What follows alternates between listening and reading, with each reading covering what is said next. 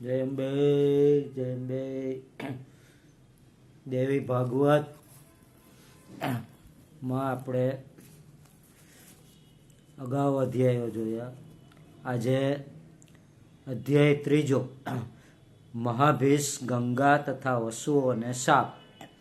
ઋષિઓએ પૂછ્યું, હે નિર્દોષ સૂત, અમાપ તેજવાળા વ્યાસની તથા સત્યવતીની ઉત્પત્તિ તમે વિસ્તારથી કહી, તો પણ અમારા ચિત્તમાં એક સંદેહ રહ્યો છે. હે નિર્દોષ ધર્મજ્ઞ, તમારા કહેવાથી તે દૂર થતો નથી.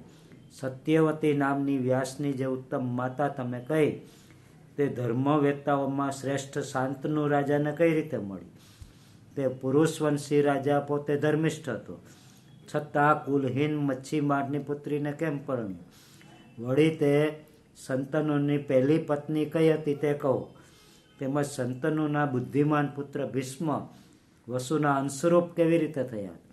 હે સૂત, તમે પહેલાં કહ્યું કે અમાપ તેજવાળા ભીષ્મે સત્યવતીના વીર પુત્ર ચિત્રાંગદને રાજા બનાવ્યો, અને વીર ચિત્રાંગદ માર્યો ગયો ત્યારે તેના નાના ભાઈ વિચિત્રવીર્ય નામના સત્યવતીના બીજા પુત્રને તેણે રાજા બનાવ્યો.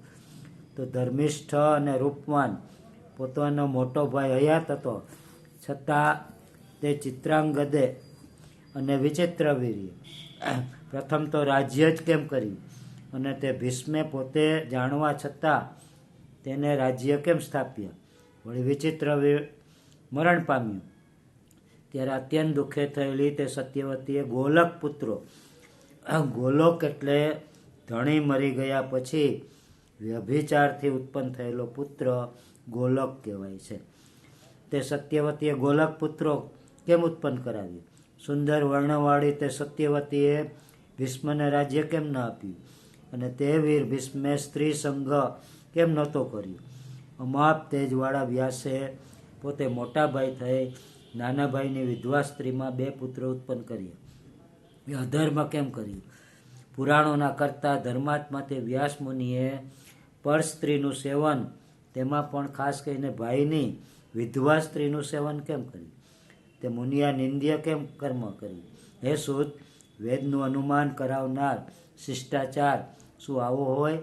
હે બુદ્ધિમાન, તમે વ્યાસના શિષ્ય છો, માટે અમારો સંદેહ દૂર કરવાને યોગ્ય છો.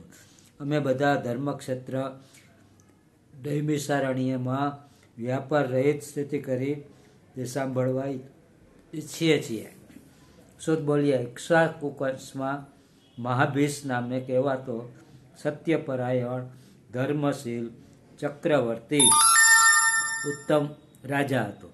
મહાબુદ્ધિમાન તેણે 1000 અશ્વયગ યજ્ઞોથી 100 વાજપેયી યજ્ઞોથી ઇન્દ્રને પ્રસન્ન કર્યા હતા, તેથી તે સ્વર્ગને પામ્યો હતો.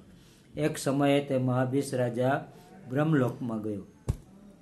ત્યાં બ્રહ્માની સેવા કરવા સર્વ દેવતાઓ આવ્યા હતા.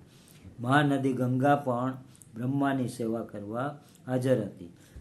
તે ગંગાનું વસ્ત્ર વાયુએ ઉડાડી દીધું ત્યારે સર્વ દેવતાઓ તેને નગ્ન સ્થિતિમાં ન જોવા નીચું મુખ કરી ઊભા રહ્યા.